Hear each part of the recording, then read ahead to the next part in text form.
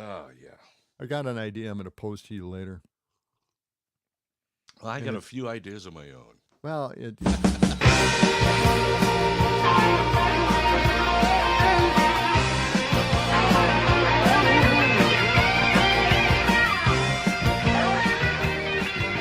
The opinions that you may hear us express, expressly or otherwise, over the public's airways, is in no way to represent the opinions expressed or otherwise by our management, producers, sponsors, or various members of their staffs, or their families, or few friends. Nor should these views express the opinions of the broadcasters, the disc jockeys, the salesmen, the program and music directors, and their secretaries and girlfriends and wives and their stuff. Unless, of course, we are willing to assume that we can assume the responsibility that their opinions will not influence anyone else's opinions. Or their family and friends. And staff.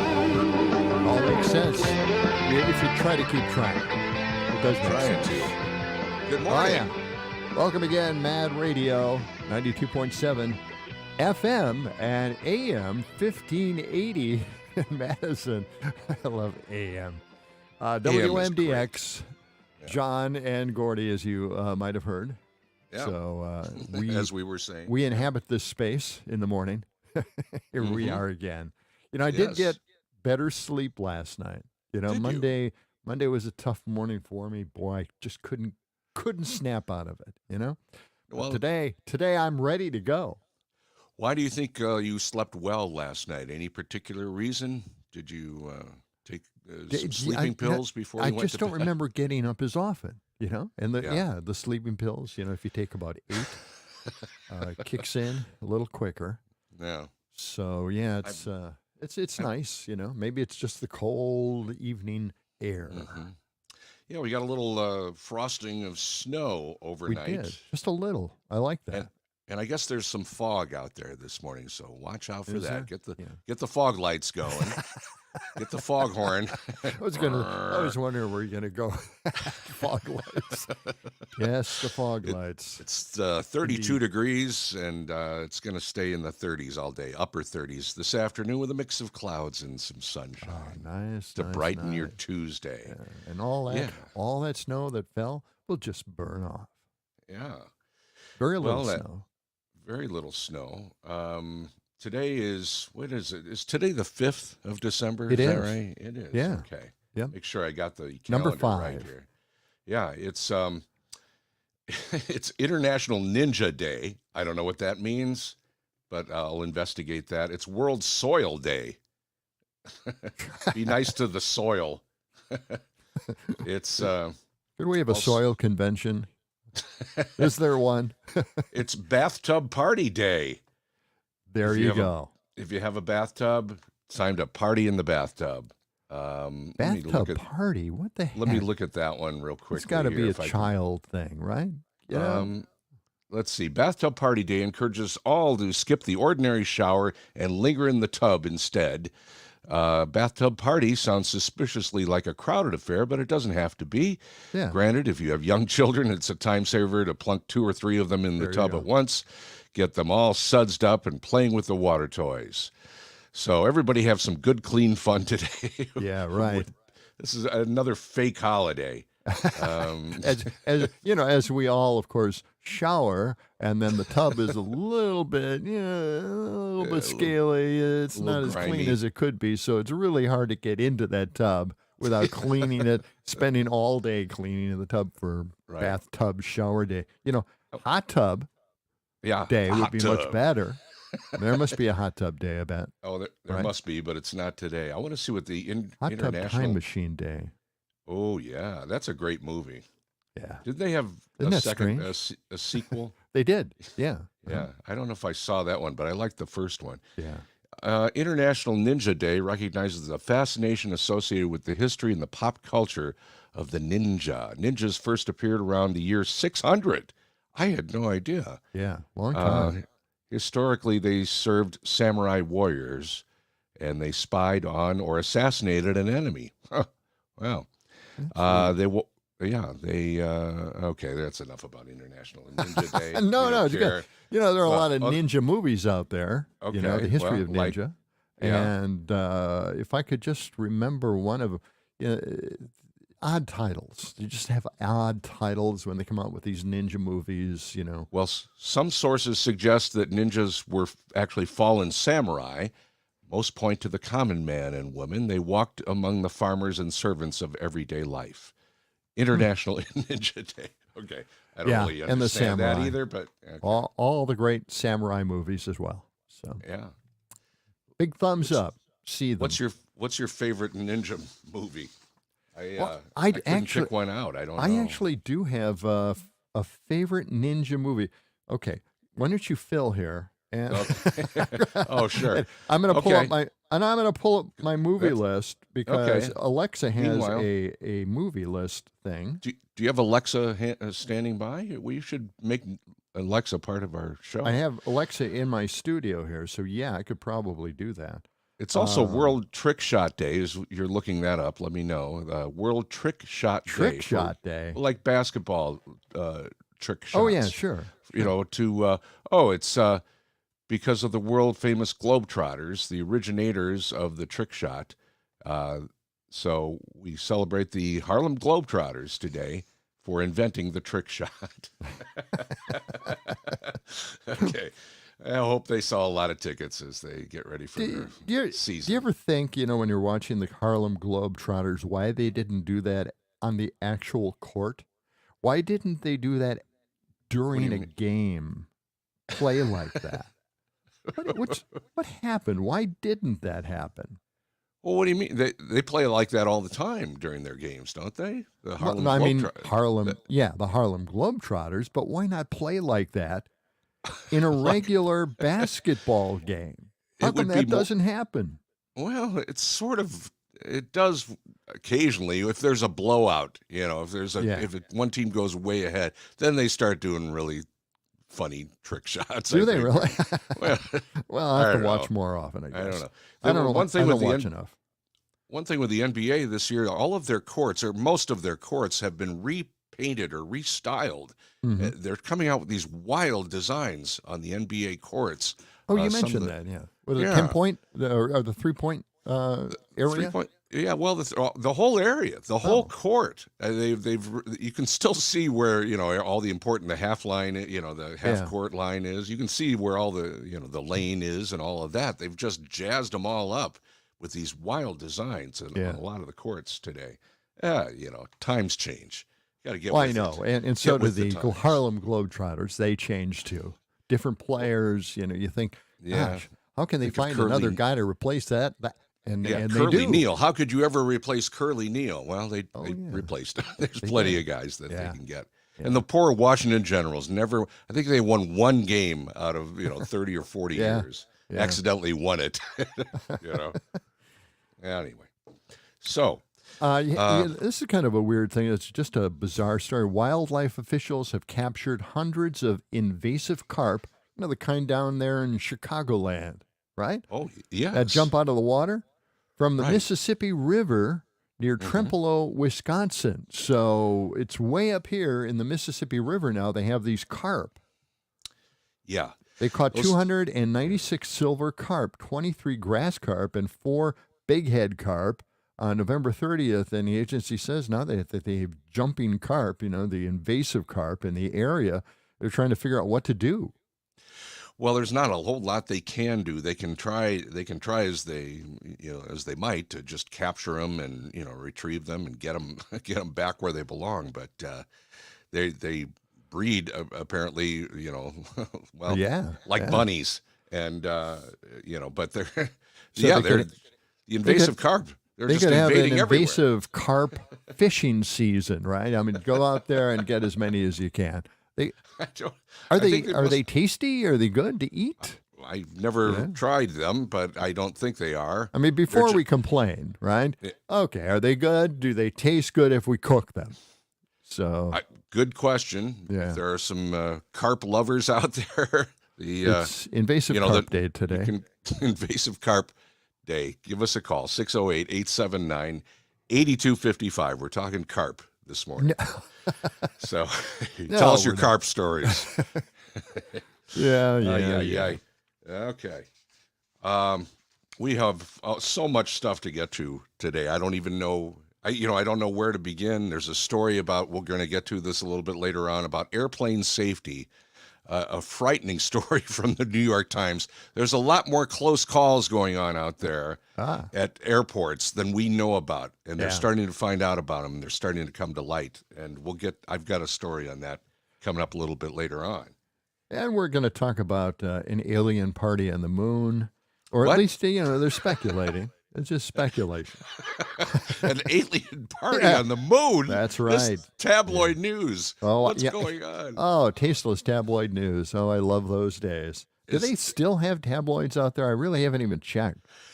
I was thinking about that the other day too, and I don't see them at the checkout line. Maybe they're at the newsstands. Some of I'll the have to bigger check. places. You have to check your Barnes and Noble. I don't think they carry them, but And we're gonna take a comparison on the definition of what woke is, and some crucial decisions being made in Texas. They've made them about their school books and the curriculum and how they're stating whatever they're going to state in that curriculum. They have weeded out what Texans don't exactly like about evolution and oil and minerals. So they've taken a different approach. It's more like political influence in our schools curriculum, which we've always tried to avoid to do because they aren't teachers. They're just politicians getting paid by billionaires to run for office. Now they're telling us what they want in the schools and what they need to teach. This is crazy stuff. So we'll get to that as well. So big story there. Oh, there's local news. The EV charging stations, they want to get those up and running, and there's bipartisan support on something like that. And DACA, which just blew my mind completely. There's bipartisan support on changing the DACA situation in Wisconsin. And I've got a story from Wausau, Wisconsin. Wausau. And, these PFAS, we were talking about this before a couple of weeks ago. The city of Warsaw is taking some action there. And there are a bunch of other Wisconsin cities where PFAS are a big issue. But Warsaw, the mayor is speaking out, and they're throwing a lawsuit down. But the Wisconsin Republicans do not want to do anything about PFAS until the last minute. We'll be back with more right here on WMDX.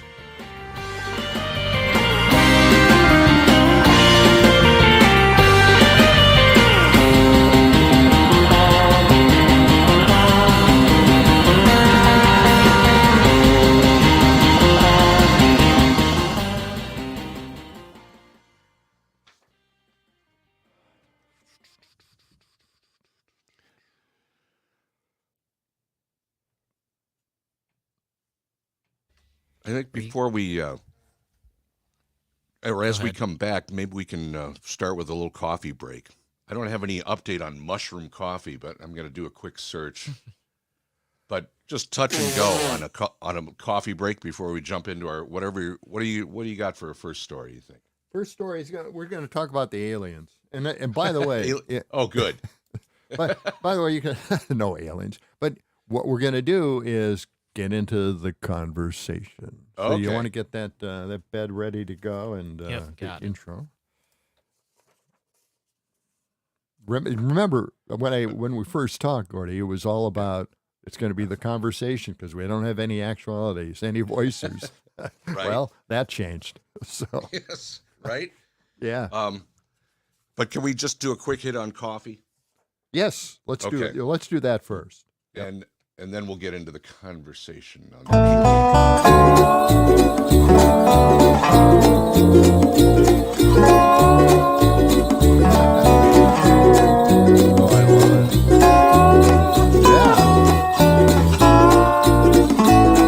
Wow. Grass skirts swaying in the breeze.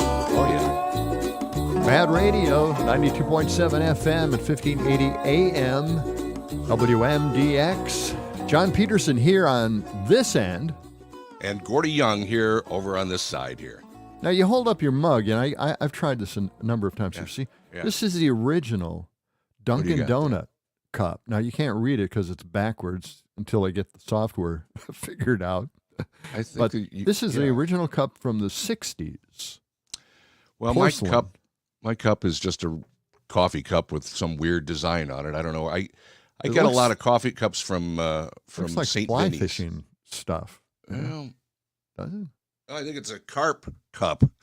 See, pretty close. Invasive. It is a fishing cup. Invasive. Well, I didn't ever even notice that before. Well, isn't that something? What- Yeah, well, that's why I how went ironic to. is that? That's why I went to art college. You know, I can recognize You those can recognize negative art. spaces. You know, Yeah. So, How's your coffee this morning? Is it time for an early morning coffee break? yes.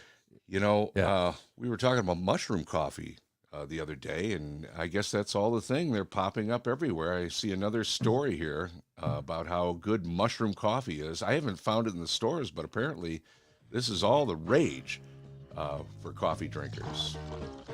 It Coffee. can't possibly taste like If you mushrooms. wanna wake up, gotta fill up your cup.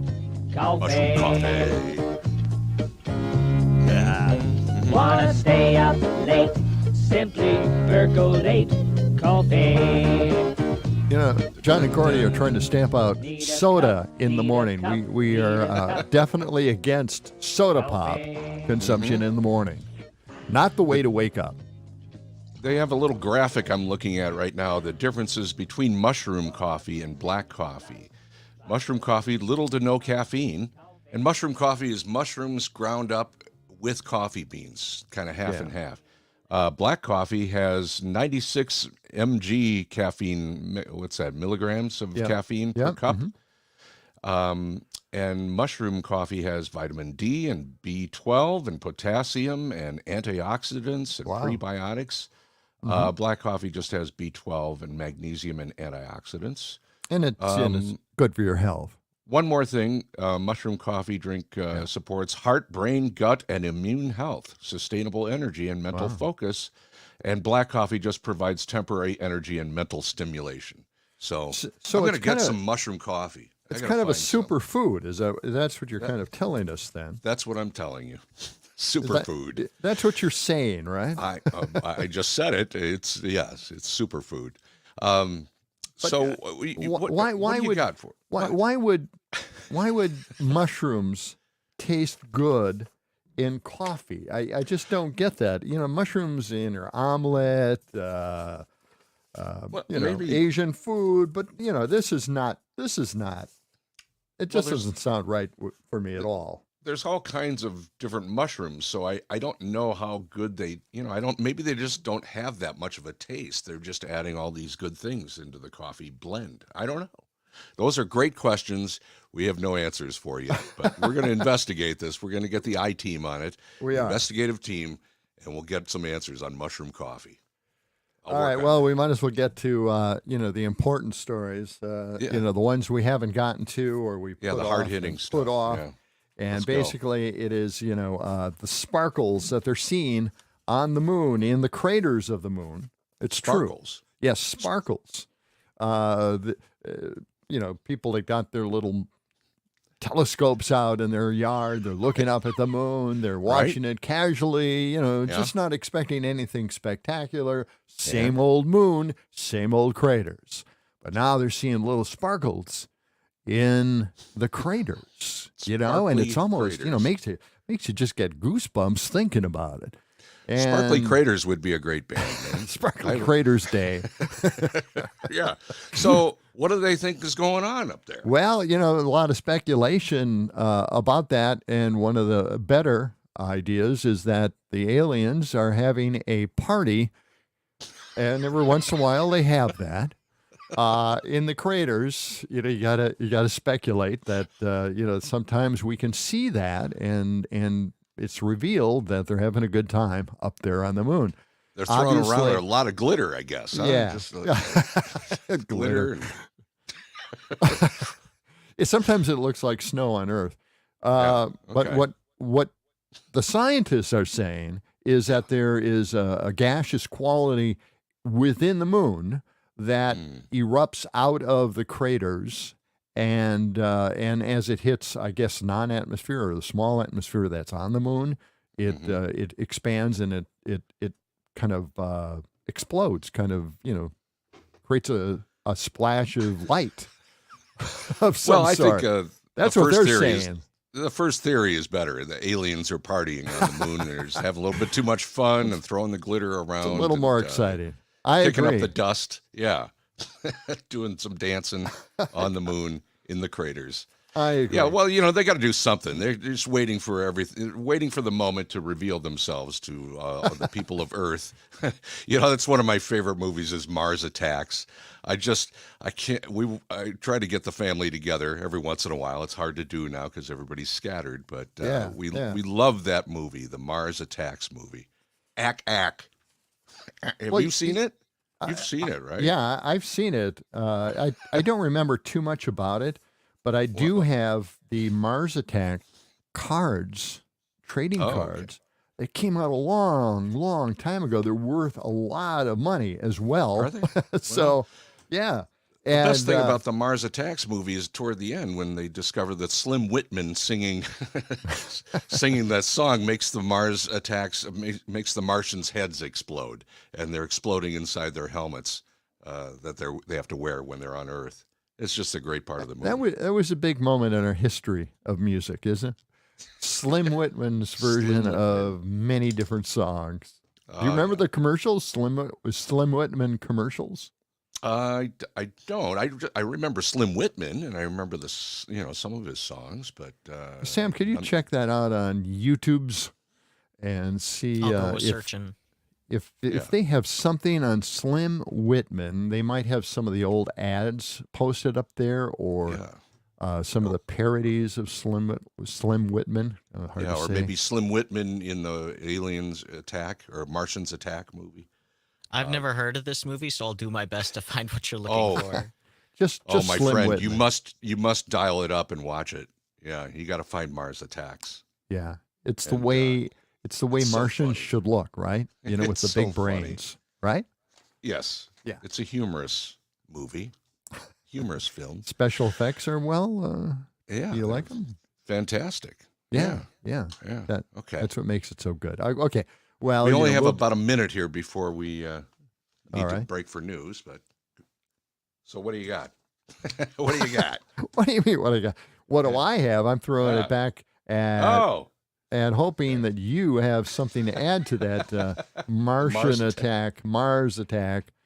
Well, I haven't seen that in ages, though, and it's one of the best movies ever. yeah, it is. It is the typical Martian attack movie. It is a standard. I remember some of the stars that are in it too. Let's see. Alexa, of course, now I can't. I'm not going to do that. Yeah, we're not going to find it. Yeah. Oh, Jack Nicholson's in it. Glenn Close, Annette Bening, Pierce Brosnan.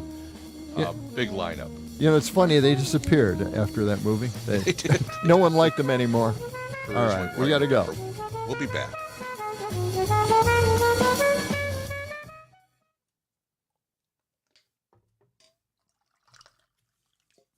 We didn't get to ramble on. That's right. Which we did do. Well, maybe we can start with ramble on then.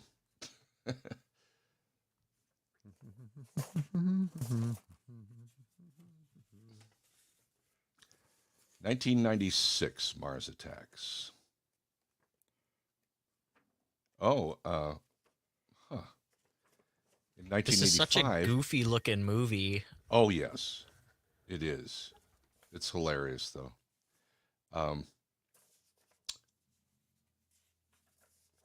The trading cards came out first. Yeah. Is that unusual or not? I don't know, but they base movies on a whole bunch of weird things nowadays, and that's just one of them. I didn't realize that. Yeah. Huh. Okay.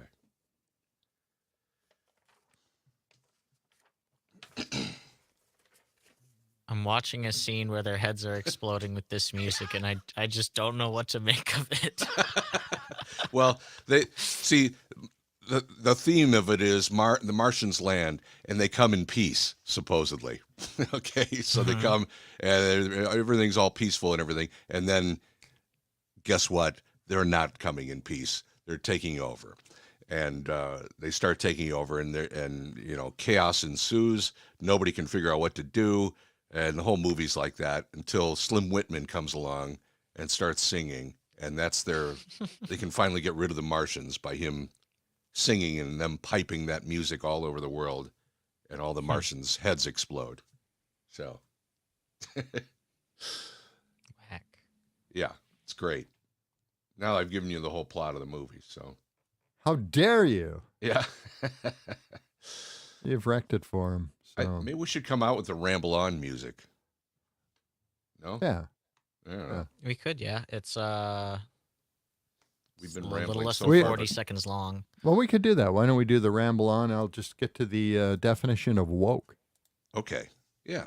Let's do that.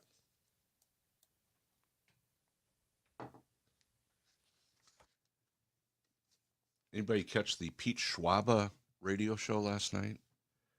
I caught a little bit of it. I listened for a few minutes. It was funny. Like I don't know, he had someone call in and like they were like they had a bunch of like just dry humor going on. Yes. It was pretty good. I guess he from Chicago moved to Wisconsin or moved to LA for 14 years and did stand-up comedy there, and then moved back to the Green Bay area. Yeah, it was good what I heard.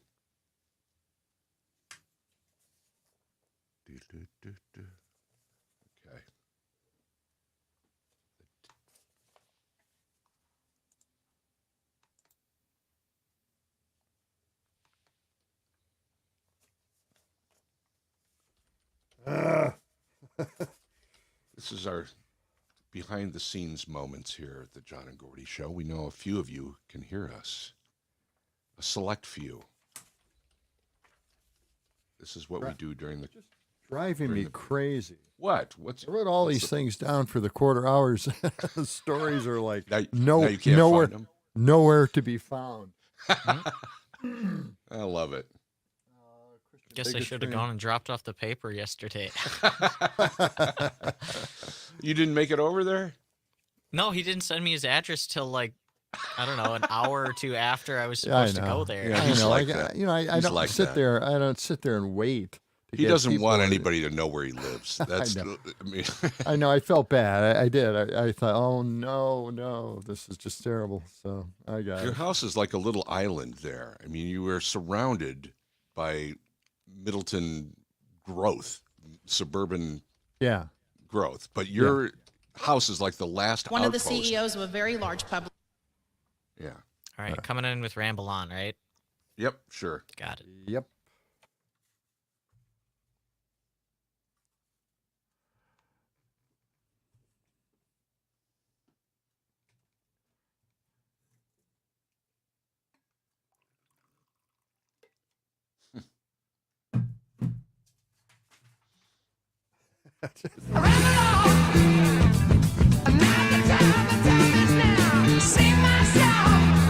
Yeah, baby.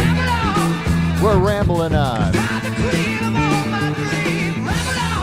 Mad Radio, 92.7 FM, 1580 AM, John and Gordy, WMDX. And we have been rambling on this morning, and we're asking for your ramblings as well. You know, text us or give us a call if you can, 608-879-8255 or 879-TALK. That's what it's all about.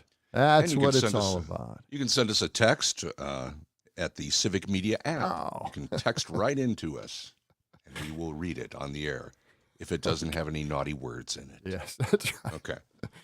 So what are you going to ramble on about now? Well, you know, I think we should take a look at woke. You know, Woke? a lot of people wonder what woke is, and, you know, there is a couple of definitions. Actually, there are multiple definitions. It depends on whatever, you know, a Republican politician wants to define it as. But here's one of the better ones. A state of awareness achieved by intellectually sensitive individuals, who have empathy for the plight of others, especially those suffering injustice and oppression. Okay. Yeah, see? There's synonyms, and emphatic, astute, perceptive, thoughtful, insightful, discerning, stuff like that. Very positive, uplifting, good thing that we shouldn't be against. We shouldn't have campaigns against it, trying to weed out woke, which is another word. Oh, by the way, they define it as liberal. So they're just trying to get rid of liberals in the United States, which, a lofty goal, if they can do it. Go ahead. Then we have Dinesh D'Souza. You've heard of him. He's a crazy man. He's a right-winger who goes around, pontificating in front of large audiences. He's made a few stupid, silly right-wing movies that only appeal to the MAGA crowd, and he's done well with that. And he came out with a tweet that basically said this: the term woke reeks with irony.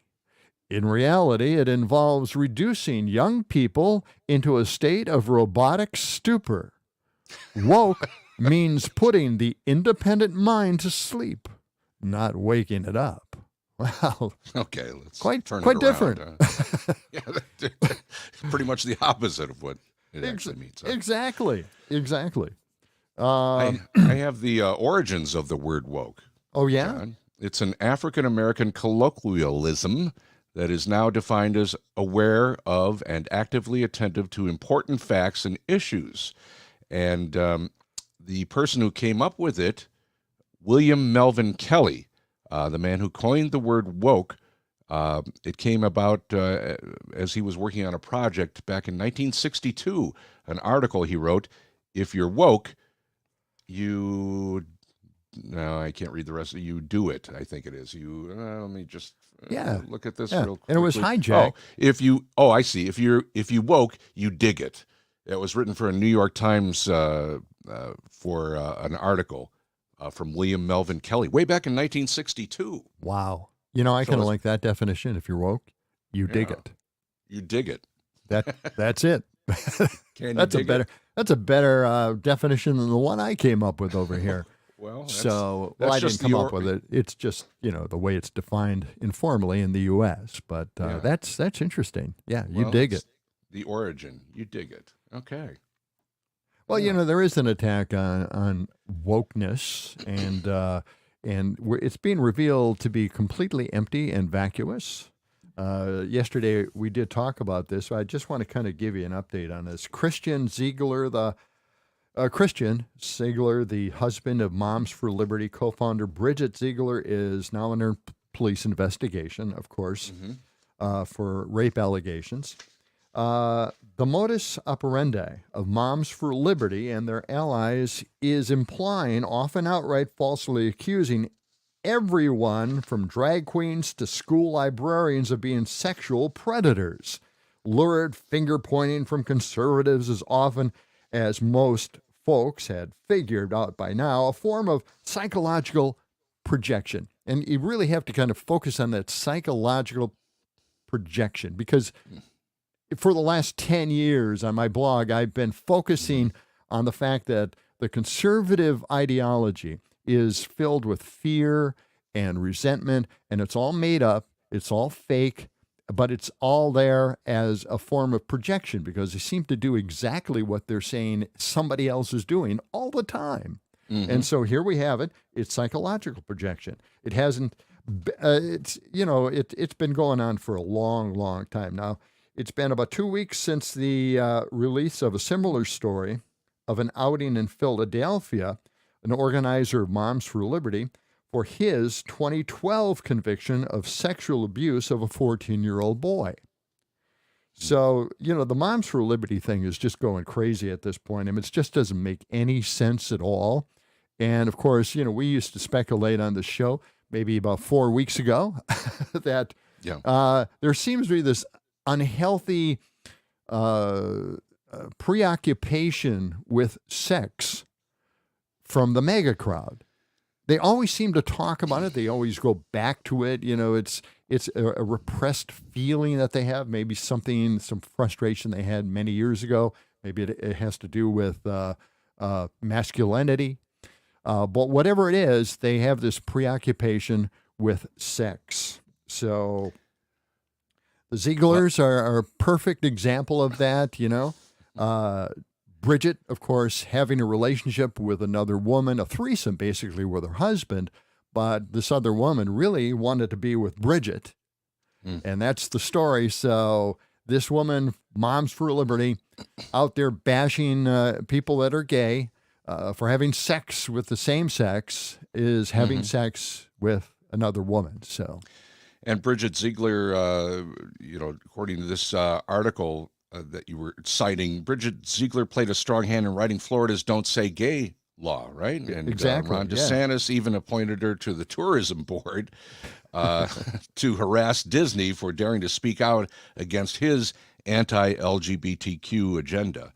So, wow, it's just what goes around comes around. I know the GOP is a party that has made Trump a 3-time married philanderer, adulterer, the avatar of Christian messaging. So yes, so there's some sort of projection going on there as well. It's just a bit, right? Yeah. Oh man. But while we're freezing up on curriculum here, making sure that we're protecting the children from sex in every way, shape, or form, Texas is doing their bit as well. The politicians there are hand-wringing over the fact that they have been able to control curriculum. These are politicians controlling what the schools teach, and they have been able to strong-arm the manufacturers of school books, the people who put those school books together. Did you guys know that the same GOP executive committee that killed a ban on associating with Nazi sympathizers and Holocaust deniers also denied and decided what was going to be in Texas textbooks? So that is that's a they have story. a committee, right? Yeah. They have a committee. Oh yeah, they do. Here's part of that story. One of the CEOs of a very large publishing company called and said, I'm getting on my private plane. Our meeting ended about 10:30 that night. Said, I'm getting on my private plane in Boston. I'm flying to Austin. Can you meet? I'll be there at 1 a.m. Can you and your team meet? Now we had everybody coming to the table. We had attorneys and CEOs of very large corporations flying into Austin, Texas, because they had to rescue these contracts. And let me tell you what's going to happen. You see this document? This is from our state Republican Executive Committee. They have laid out everything that they want changed in your curriculum. This is not going to work for the great state of Texas. So then those CEOs went back, made their changes, did what they needed to do, came back, and we, in the great state of Texas, we now have primate evolution gone. There is not an instructional material that will teach your children or your grandchildren come from a monkey. There is not an instructional material now that is approved by the State Board of Education that will teach that we need population control. There is not a curriculum now approved by the State Board of Education that teaches that communism is a benevolent form of an economic system. And I just wanted to tell y'all thank you, and thank you for the great victory for the state of Texas. Okay. Wonderful. Yeah. Well, yeah. People lot didn't there. come from monkeys, but yeah. Boy, they're crazy and they don't even know what evolution is first, but they really drew the line, and these textbook manufacturers creating the curriculum bent over backwards to help them out. And that is just so sad. Not all of them, but some did that. And it's just very sad to see. This is, by the way, this is the same crowd that because they didn't want to disconnect from Nazi sympathizers, right, and Holocaust deniers, because it meant that they would be not tolerating, and it would be anti-Semitism and all this other stuff. These people are the ones deciding what's going to be in our school. These are politicians deciding curriculum for children in schools. For instance, the books came with conditions that changes be made to energy, fossil fuels, and evolution. One biology textbook was approved on the condition that the images portraying humans as sharing an ancestry with monkeys be deleted. They did that. Some waved off current textbook options as too negative toward the fossil fuel industry. One Texas regulator, this is a Texas regulator who was a politician, Wayne Christian, had urged the board to choose books promoting the importance of fossil fuels, because, you know, we didn't know that. America's future generation, this is a quote, America's future generations don't need a leftist agenda brainwashing them in the classroom to hate oil and natural gas. And, you know, you know, that class where you're taught to hate oil and natural gas, amazing. I thought that was one of my best classes. I don't know why they'd want to stop something like that. It's mind-boggling what they're trying to do there. It's just crazy. Just rewrite history, rewrite science. You know, it's just, why are they doing this? It's just wasting time. Right. Getting into areas that just don't, it's just diverting from actual issues that are out there that really mean something and to everybody. It just, I don't know what to say about it, except that, you know, what are the librarians and the teachers supposed to do when these groups come in? Well, okay, we'll just set all those books aside and not teach anything meaningful. We're going to get a whole new lineup of textbooks that really are rewriting history and rewriting science. You know, I'm surprised that colleges throughout the nation aren't saying something like, well, if you're going to start blocking actual education and not teaching your children the right stuff, the good stuff, the correct, actual historical and scientific stuff, then we're going to reconsider, or, you know, at least consider what state these students who are coming here will either be a student at our university or not. I mean, they should use it as a criteria at this point. Well, right? and I mean, Florida is even more egregious, but Texas is pretty bad. So, I think other colleges should start, you know, chiming in and saying, well, if you're not going to teach, you know, and give them a good education, then we're going to use that as a consideration in considering students from your state. Well, and what are the teachers supposed to, you know, the teacher pay is so far behind what it should be all across the nation, and the education system is falling apart because they can't find teachers because they don't pay them enough. Right. And if they do pay them, you know, then they're teaching stuff that goes against, you know, what education was all about years ago. You know, we got to get back to reading, writing, and arithmetic. I understand that thought of core teaching and all of that, but just getting involved in, you know, evolution and using the right word, you know, this thing about woke kind of blends into this. We got to get rid of the leftist agenda, brainwashing these classrooms into hating oil and natural gas. Yes. Wow. Okay. Well, we're going to miss those classes. This is Mad Radio, WMDX, the John and Gordy Show. We'll be back with more.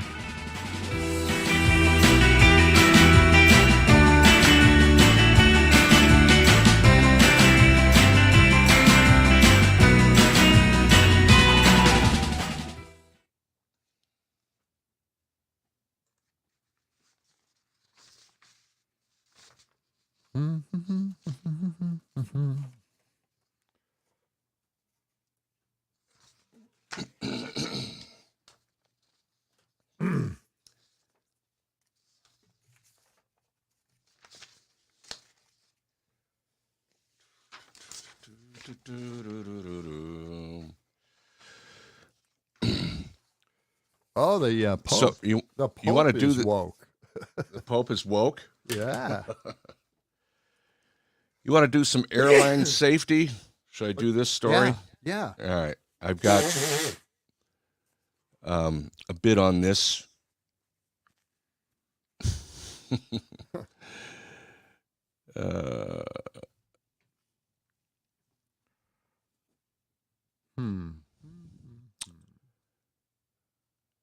I think I'm going to start out with a little music. Let's see. Let me just check the levels on this thing. Roger. Huh? Request that.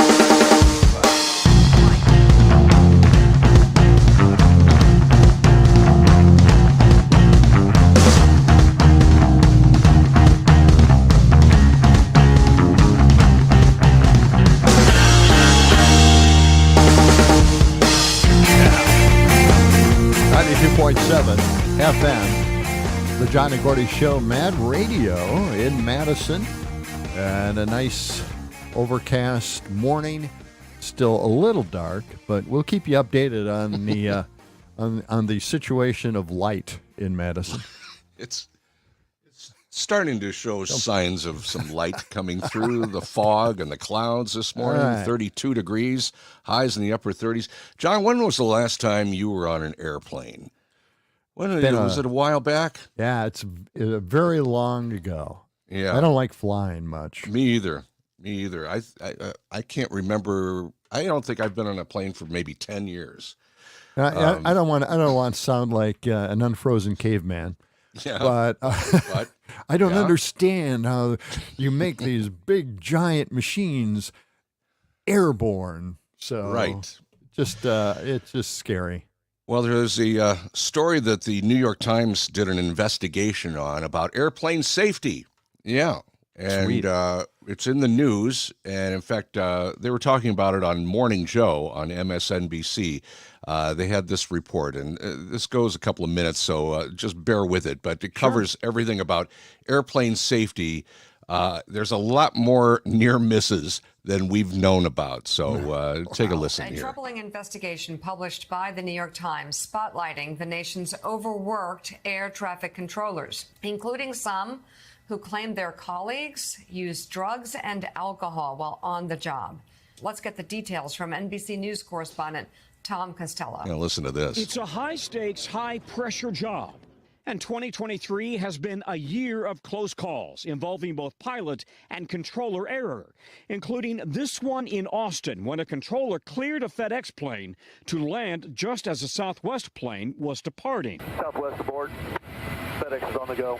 One big problem, controller fatigue. 77% of air traffic control facilities are understaffed, leading to mandatory overtime. Medical issues forced Neil Burke to retire this year. We're tired of working 6 days a week. We're tired of working 10-hour days. NBC News has obtained internal FAA documents first reported by the New York Times, detailing controllers' own anonymous reporting of mistakes and exhaustion. Among the entries, many employees can be observed sleeping on the job. Also included isolated cases of controllers using alcohol and illegal drugs while on position. One claimed a colleague regularly smoked marijuana on break. Another said a controller bragged about making big money buzzed. But with more than 10,000 certified controllers on the job, the new FAA chief says substance abuse is very rare. We monitor for drug and alcohol use very closely. We have robust reporting, and we follow up on every possible lead that comes in. Still, both the FAA and controllers unions say overtime fatigue is real. You're missing your home life. You're missing your kids' ball games and your spouse's events. Wow. And it does have an effect. Controller Michelle Hager left last June. Listen to this. That is not a sustainable lifestyle to be working that hard at a job that requires so much mental focus at all times. So there you have it. The controllers are on alcohol, they're smoking weed, they're getting buzzed and controlling the airplanes out there, working 6 days a week, 10-hour days, some of them. And, it reminded me of something you may remember, John. Roger. Huh? Request vector. Over. What? Flight 209er, clear for vector 324. We have clearance, Clarence. Roger, Roger. What's our vector, Victor? Surely you can't be serious. I am serious. And don't call me Shirley. I picked the wrong week to quit sniffing glue. It does Just remind want me to tell of you that. both good luck. We're all counting on you. Makes you want to get on a big jet airliner and go visit your relatives this holiday season, doesn't it? Boy, I don't know. Thanks for that. People aren't going to take planes. A lot more near misses than we know about. That just So there can't you be have it. good. Yeah. No. So you Yes, think I any picked- changes will take place? You think they'll crack down on any of this? Who knows? Well, the problem is, they cited it. It goes all the way back. I got a few more near misses here. Yeah. Let's see. Air traffic control lapses. 2 planes nearly collided in Austin, Texas, almost killing 131 people. Call for urgent action. The FAA turned to outside experts after a string of near misses at U.S. airports. They're mainly blaming this on the shortage of air traffic controllers and improving aging tech. And oh, sure. Blame aging tech. Yeah, anyway, the list goes on and on, but this goes back to the Reagan administration. Remember when they replaced thousands of striking controllers? They had a union.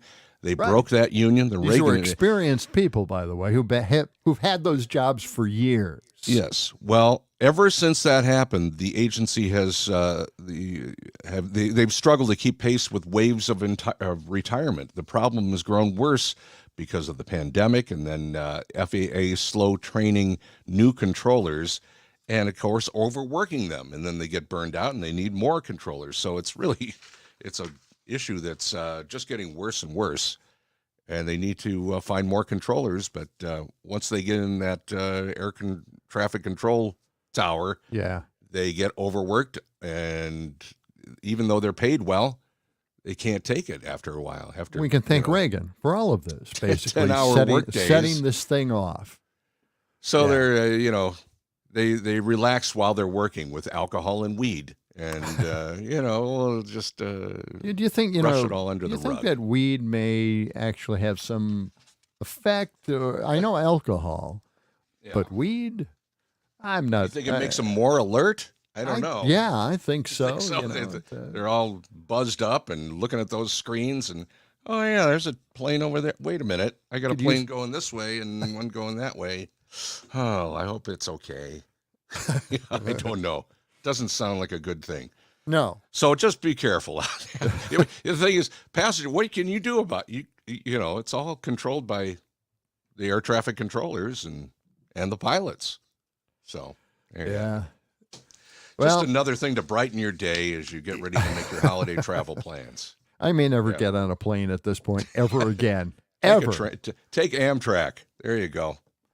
By the way, eyewitness weather here. I'm looking out the window, and the fog is rolling in. It is becoming more and more foggy out there as time goes on.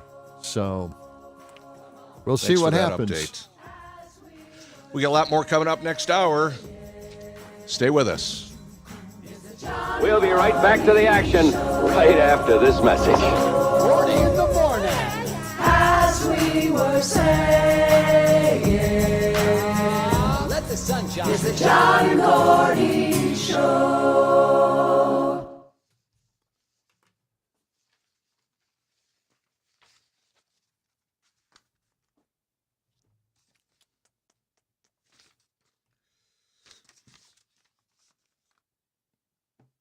Did you see the text I sent you?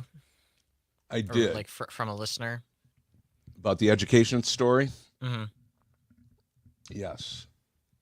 Yes. John, do you see that text? Yeah, text about the education. They're just waiting to see what they do when they learn algebra came from Muslims. Did not see that. Is that so? I didn't know that. Oh, yeah. It was developed in the Middle East. No kidding. Well, boy, I bet teaching they don't that know Middle that. Eastern stuff again, Those Muslims getting in here. We got to ban them from our country. Good.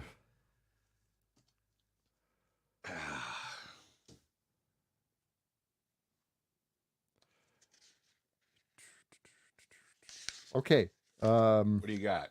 I got. We DACA? kind of skipped past that. I was going to do the EV charging thing, but I like what the airline story. I think we should get to that. The local EV TV charging? stations had the story, so I'm going to play audio from it. So The EV, KOW? Okay. yeah. Okay.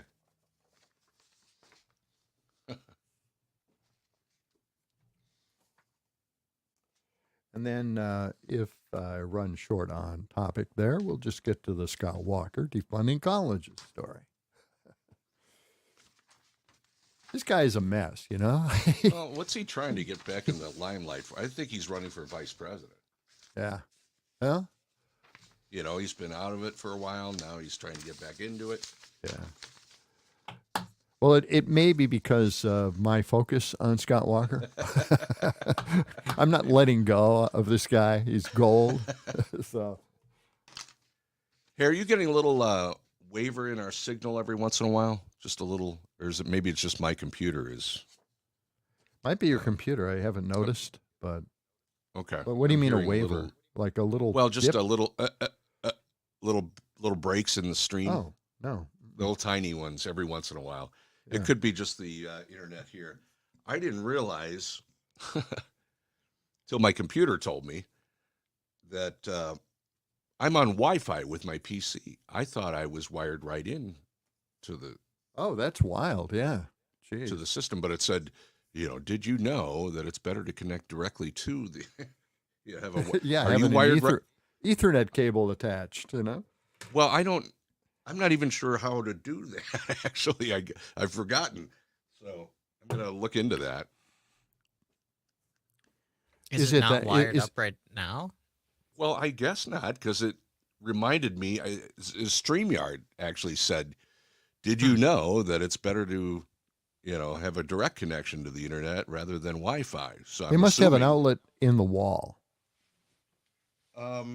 Yes, I do, but that's where the Wi-Fi is plugged into. I don't know. There's an outlet there, and that's your Ethernet plug. It And looks, you put a Ethernet cord in there, and then in your back of your computer, and then you'll have a direct line into the internet in your complex, right? I understand the theory, and yes, I do have a cable that it's plugged into the router. Oh, you got the router right there. Yeah, you should be able to plug your computer right into it. Yeah. Hang on. I wouldn't necessarily mess with it right now. No, I'm not going to. Yeah. I'm not going. I hear that, and I'm not going to do anything. Just looking at it. I'm just looking at it right now. My mega friend says, "Are you not on YouTube? Because I can't find it today." So. Oh, really? Let's see. Does the guy named John Gordy have a YouTube channel now too?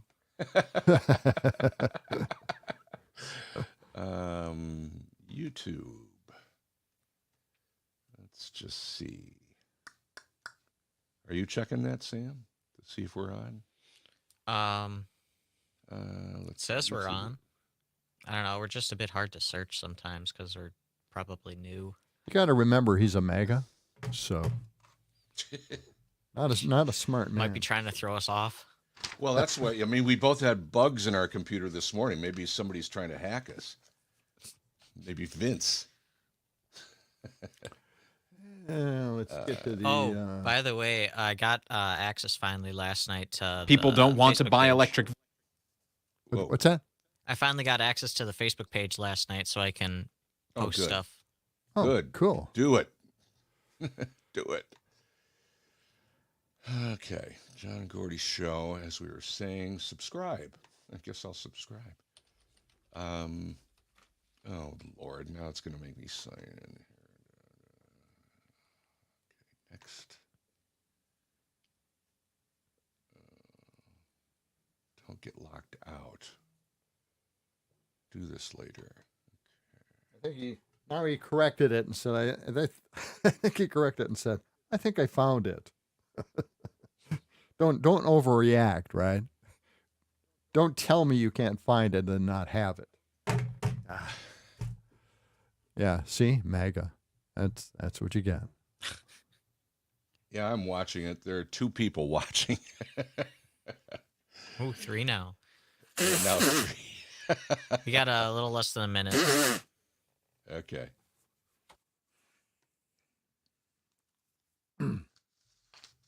So you're starting with Walker, and then EV. He says, I can hear you. Let's see. Yeah, I can we hear know. you, John, ripping on me. That's true. This is bonus stuff, Vince. Just little relax. knee-jerk reaction there, Vince. You know, if you can't find it, keep looking. This is bonus content, what you're hearing right now, Vince. A little behind-the-scenes stuff. We'll play it back later during the show. Okay.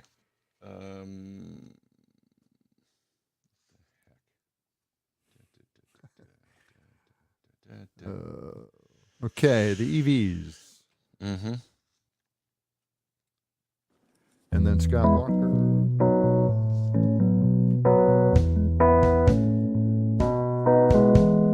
John and Gordy on the radio. 92.7 is the place to go. It's John and Gordy, John and Gordy, John and Gordy, John and Gordy. In the morning, in the morning, in the morning, in the morning. It's John and Gordy, it's John and Gordy, John and Gordy, John and Gordy. At the break of dawn, get your coffee on. John and Gordy on the radio. 92.7 is the place to go. Kind of lulled me to sleep there. I love it. I love that. Now, you came up with the lyrics on that, didn't you? Yes, I did. The genius. The ideas behind Gordy it and the takeoff on, let's see, what is that song? It's So Easy. But old Buddy Holly's song. Yeah. And Sean Shondell Linda Marks Ronstadt version. And took it from there. Yeah. 92.7 FM. And it's about time that we plug our cars into an outlet. That's what it's all about. Well, if that's the kind of car you got, yeah. Yeah. Yes. This is big news for Wisconsin. In fact, we got another big news story from Wisconsin as well, which just blew my mind. This blew my mind originally. EV charging is finally getting recognized by our fossilized, gerrymandered Republican legislature who are acknowledging that we are in the 21st century. All right. Amazing stuff. Thank Yes, goodness. congratulations. And found this story on WKOW and let them explain. People don't want to buy electric vehicles until there are more charging stations, and businesses don't want to build charging stations until more people buy electric vehicles. That's part of the reason the federal government wants to give Wisconsin around $78 million to build EV charging stations. That money would cover up to 80% of the cost. Wisconsin currently has 87 fast charging stations spread throughout the state. The state estimates it would need another 64 to provide sufficient access to everyone. But there is a problem. Businesses can't get the federal money until the state law is changed to allow retail electric vehicle charging. Right now, all businesses that offer charging are regulated as utilities. But State Senator Howard Markline and Representative Nancy Vandermeer want to change that. The two bills have not yet been formally introduced in the legislature. You know, the thing is, these are two Republicans, putting these bills forward. The thing is, Democrats have been trying to do this for ages. I mean, this is just ridiculous how long this has taken, and now they have finally recognized it, and they have to do something to get, $7-8 million, right? So, now the they're government claiming is it willing, is their. This is their idea now, right? It is. Now it's their idea, just like they always, toss out Governor Evers' budget and then take elements of it and just reduce the amounts. And then they take credit for that. And it's really not working, guys. We noticed that. So Wisconsin is among the last states, I think there's another one, to require EV charging facilities selling electricity to be regulated as a public utility. That's what's holding this whole thing up, and they've got to change it, and that's what this bill is all about. And it ultimately bars the state from utilizing that $78 million from the federal government. And this is, thank you, Bidenomics. National Coalition of Retailers would like to see the legislation amended to bar utility ownership of EV charging stations with restrictions like they have in Texas, Georgia, and Oklahoma. Oklahoma, for instance, has a prohibition on utilities using ratepayer funds to compete in the private EV charging marketplace. And other states are considering a similar rule as well. And maybe they'll add that to this legislation and hopefully work a little bit of magic and bring EV charging to the marketplace. So until they work out the details on how this goes through a utility commission or whatever, that's $78 million to do this infrastructure is just sitting there until they get these. It is until they pass a bill that allows places to be able to bill for electricity and not be a public utility. I see. So yeah, and it's an old law. It's been on the books, and most states have taken that off. So well, I do know a couple of people around here that have electric vehicles, and it is a problem to find where to charge them up around the Dells area and Baraboo. I see some of the charging stations every once in a while, but I don't think there's enough. For when the Dells in the summertime, all the folks come from Chicago or Minneapolis or Milwaukee or whatever, and the Dells turns into a city. The people with the electric vehicles from the city mainly have trouble finding those charging stations. I've seen it happen. They're asking everybody, where's the charging station? I don't know. Right. And there was obviously a competition between standards for these plug-in utilities. That's kind of, I guess they're kind of working that out now. And as we have mentioned in previous shows, now they're figuring it out where people used to buy gas-operated home generators. They don't have to do that anymore. They could just plug their car in, and their car becomes their energy source, and it reverse charges into the house.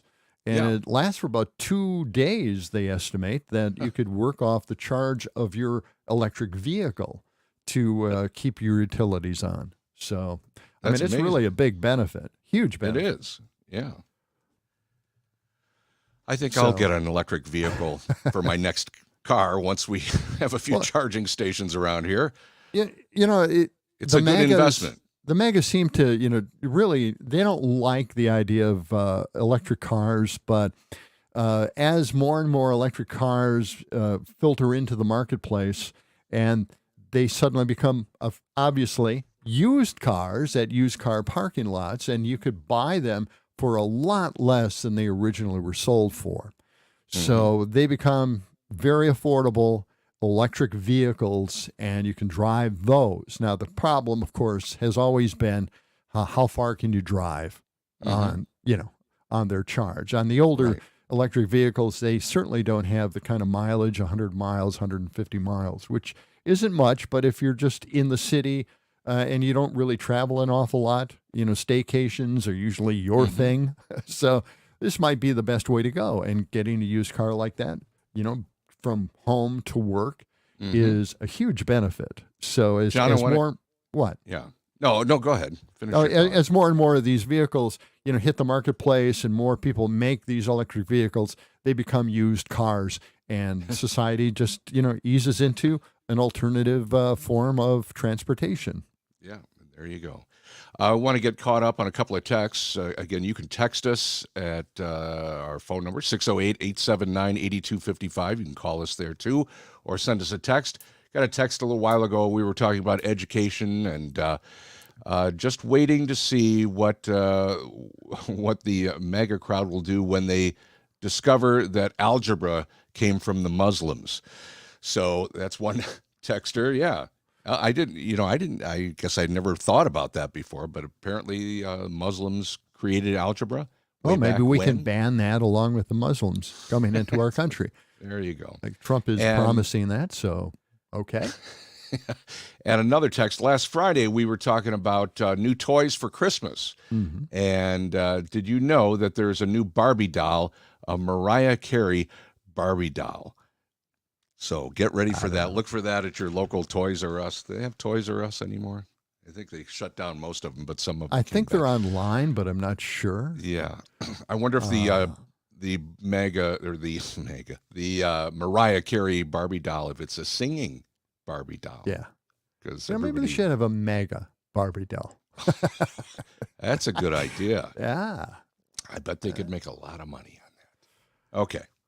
Well, it's just a thought. I saw a picture of, some of the more historical Barbie dolls. The former stars and TV show stars, coming out as Barbie dolls.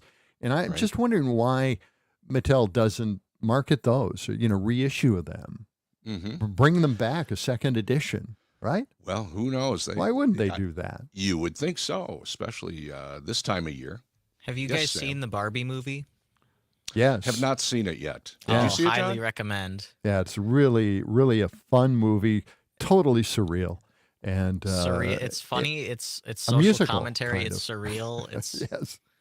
It's something everything. for everyone. Yeah. Yeah, and we went out before we saw the movie. We went out and bought Barbie T-shirts, all of us, the entire family, and because we wanted to rebel, black T-shirts with pink Barbie written across it. Now, were they also selling Barbie merchandise at the movie theater? Did they have any of that? Have they gone that far? Some of the movie theaters had like a kiosk. And you could go into a big box. It looks like a Barbie doll box package. And you could stand in there. And I guess it looks like you are the next Barbie doll.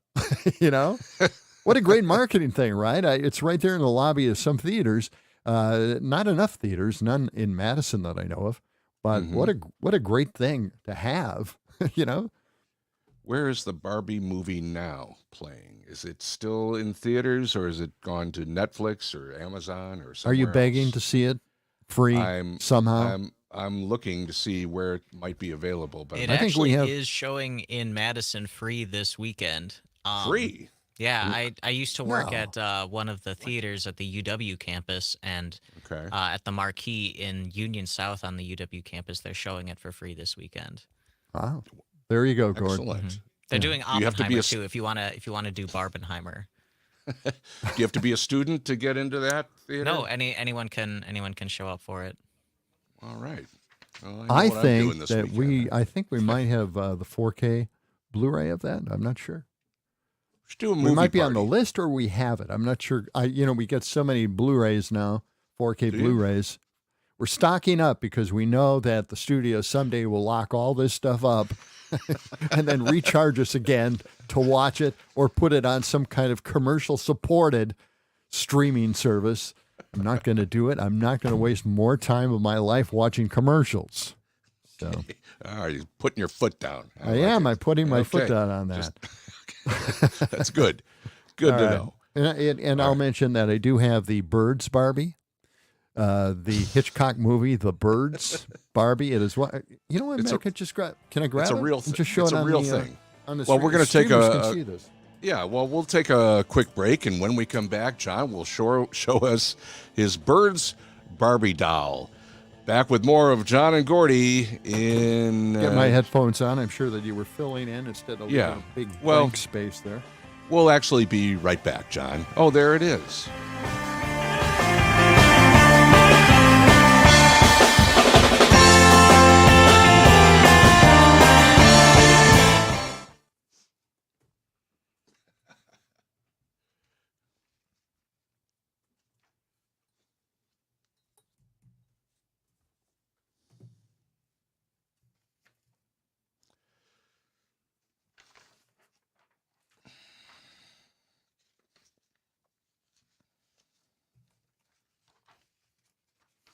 Why do you have a Birds Barbie doll, John? He collects stuff. My wife found it. She saw it, and she thought I would love. Yeah, she thought I would really love to have that, and I do. So What is that noise? that's Vince. Yeah. Is he on your phone? Okay. All right. It was a call for you, basically. Me?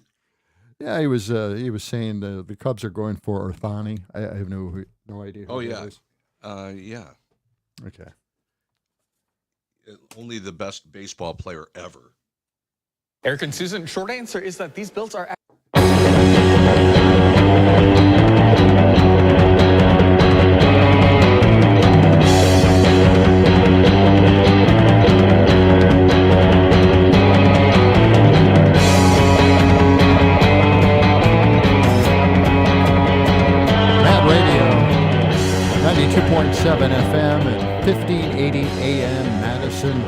The John and Gordy Show. And our number, of course, is 608-879-8255, 879-TALK, or just text us. And we're getting a lot more texts, which is great. Fantastic. Let us know what you think. Throw your 2 cents in if you know a little bit more than what we're talking about here. Well, and as you mentioned, as we were going into the commercials there, you have a Barbie doll that is, and of course, you can't see it on radio, but if you're watching on Facebook or YouTube this morning, John is holding up a Barbie doll from the movie The Birds. Yeah, The Birds Barbie doll. It's great. I mean, it is so tragic and so how did you mean. Find well, it was Ann, who was my it? wife, Was it Tippi Hedren in that movie? Tippi Hedren, right? She Yeah. saw it. She saw it on display, and she knew that that was something I would just love to have, and it is. It's one of my prize toy collections. So I love it. I do. Excellent. All right. One of the most shocking things, again, we talked about EV stations, right? Yes. The gerrymandered Republicans at the Capitol finally noticing that people are buying electric vehicles, and maybe it's something they can't stop completely. So they're going to put more charging stations in and try to get some federal money for it, $78 million from the federal government. Thank you, Joe Biden. All right. So enough of that. Now, get this, don't fall off your chairs. All right. But DACA kids, kids who were brought here by their parents, immigrated here but aren't legal citizens, they are now being considered for permits and education here in Wisconsin by the gerrymandered Republicans that sit in the state capitol. It is true. This is really, really happening. It's a bipartisan group of state lawmakers. They introduced a package of bills Monday that would make it easier for undocumented Wisconsinites to work and study in the great state of Wisconsin. This is a story from WISC Channel 3000. Eric and Susan, short answer is that these bills are actually very likely to make it into law. Just as a reminder, these DACA recipients are Wisconsinites with undocumented immigration statuses who came to the country when they were very young. And state law treats them differently in a couple of different ways. DACA recipients have to pay out-of-state tuition for University of Wisconsin schools. State law also prevents DACA recipients from receiving professional licenses to become things like nurses or barbers, for example. The bills introduced today would remove that restriction. The bills were introduced today with bipartisan support in the state capitol, and lawmakers say that the governor is excited to see these bills. All that means we are very likely to see these bills become law sometime likely next year. Reporting from the Capitol, Will Keneally, News 3 Now. And that's it. That's a shocker. I don't even know. When I heard this story, I thought, what? Really? The Republicans are okay with this? Well, it's encouraging that it's bipartisan. Absolutely. To get this done. Well, they're in a panic. See, they can't squeeze enough blood out of the unemployed by forcing them back to work and taking away their health care and their food stamps. So they're thinking, well, how else can we, jazz up our labor force in the state? Well, no kidding. Maybe do something like this. The bill's authors say we're working on with business organizations across the board, agricultural organizations as well. We have to allow these folks to function here in the United States, in the state of Wisconsin, to the maximum. So it behooves us to make some effort. So, it's all about supplying the labor force, okay? Anytime they use the word behoove, I'm in. That's good. It behooves us to do this. Oh, that's some behooving going on. I like it. Sounds very legal and politician-like, doesn't it? The bill could see a floor vote early next year. It's likely to pass. And Governor Evers was excited to see this legislation as well. Almost all of us are. Now, here's an interesting thing to keep in mind. Mm-hmm. If Trump wins the election, he said specifically that he is going to go after DACA kids. Mm-hmm. He's going to send them back. They're all going back. DACA is gone. the people who are part of DACA are gone as well. So we'll have a little conflict here of the Republicans in our state with the administration trying to get rid of our labor force that would help our agricultural parts of the state and our dairy industry. Yeah. So, Not to mention I another can't wait till that happens. a number of other businesses too. I mean, really, Right. right across the board. Well, we'll keep an eye on that bill, but it sounds like it's going to happen. So good. That's right. It's a good Now, thing. Yes. Here, let's get to Scott Walker again. He's a walking contradiction. Oh, he's been in the news a lot lately. Do you think he's running for something? It's a line out of a Chris Vice President? Christopherson song, a walking contradiction. But he really is. This guy represents college student groups all across the country. And basically, he kind of snubbed them a little bit by saying you can't vote until you're 21. That's what he which would affects like, a lot right? of college students. Yeah. And now he is out there saying defund colleges. This is his tweet. We've been warning about this for years. This is in regards to protests on campus and free speech. Oh, And right. we've been warning about this for years. Glad this guy and others are taking notice as the radicals are out in the open. University are largely indoctrination mills filled with hatred for those with alternative views. Stop giving to them if they hate you and your values. So he's telling donors to not donate money to your favorite college because they hate you. If you're conservative, they just hate you and they try to silence you, which obviously isn't happening. All these crazy guys go to these campuses, forced to basically, let them speak because, it's free speech on campus. Mm-hmm. And they've been pushing that for years. But again, they're going to stay with this idea that they're indoctrination centers. They're going to say these conservatives are victimized again by the university because their ideas aren't popular or aren't correct or just a lot of misinformation. So why listen to them? Anyway, they feel victimized and they're not going to put up with it anymore. And they're going to complain and be the victim and make everybody sympathize with them, like Scott Walker's doing here. But now he's telling donors, big donors, don't donate money to a college. Well, thank you again, Scott Walker. I mean, he basically did that while he was governor. He squeezed, money from the UW system in a very bad way, and we're seeing that today with the reduction of the rural colleges that UW has. Well, it's amazing that he represents a college organization. Yeah, it's strange. To make that kind of a statement, just blanketly, saying universities are indoctrination mills largely. That's what they're there for. Really? And they're Filled with just hatred. they're beating this to death. Grade schools, K through 12, are indoctrination centers. Colleges are when does this end? How can you just keep saying this? It's so untrue. It's early buzzwords leading up to the election almost a year from now. Absolutely. 7:29, back with more after this. We'll be right back to the action right after this message.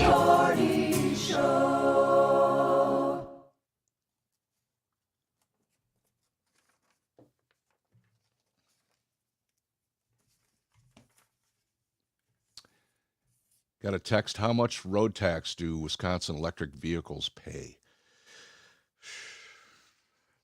They pay a registration. They pay a registration fee. Right. Yeah. Yeah.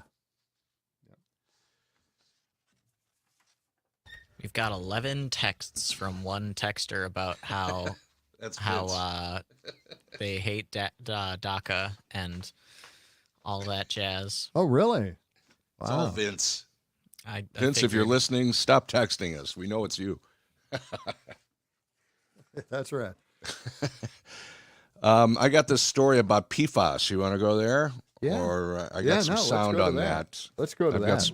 I've got sound and a little bit of. I'll give you. Well, I'll wait on the music. Mm-hmm. Actually, maybe I'll start with music when I get the story going here.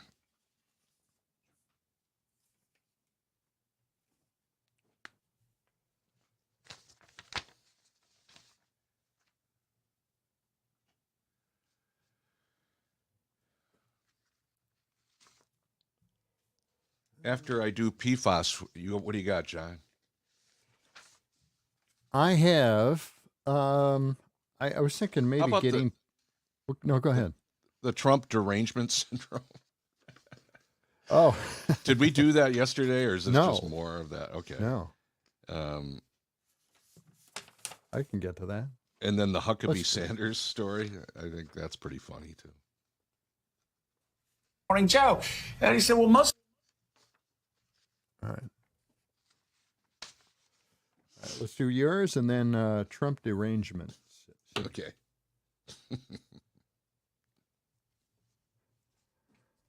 See, I like it. You get to review that stuff, and then you come up with your own opinions and throw them in. Well, I like that.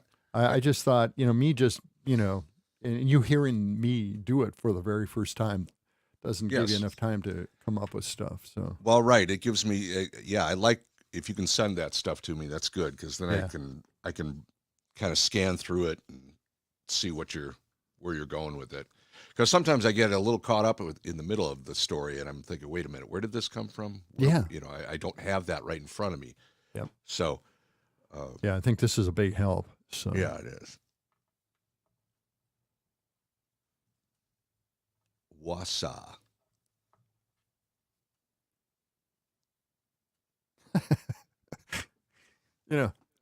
Used to do ads for the ovens of Brittany. Yeah. And they made the great croissants of our time. Are they still around? No. And everybody just wanted their recipe badly. But the thing during their ads, doing their ads and being a voice of it, they really insisted on saying croissant the right way. And it croissant. Is croissant. Croissant. Okay, that's the way they say it. Okay. So now, honest to God, I am hearing that pronunciation and people saying that this is the French way of saying it. I'm hearing this all over the place now. Everybody's correcting everybody else and saying this is the French way to say it, croissant. And it's just crazy. I'm thinking, wow, this is a thing now.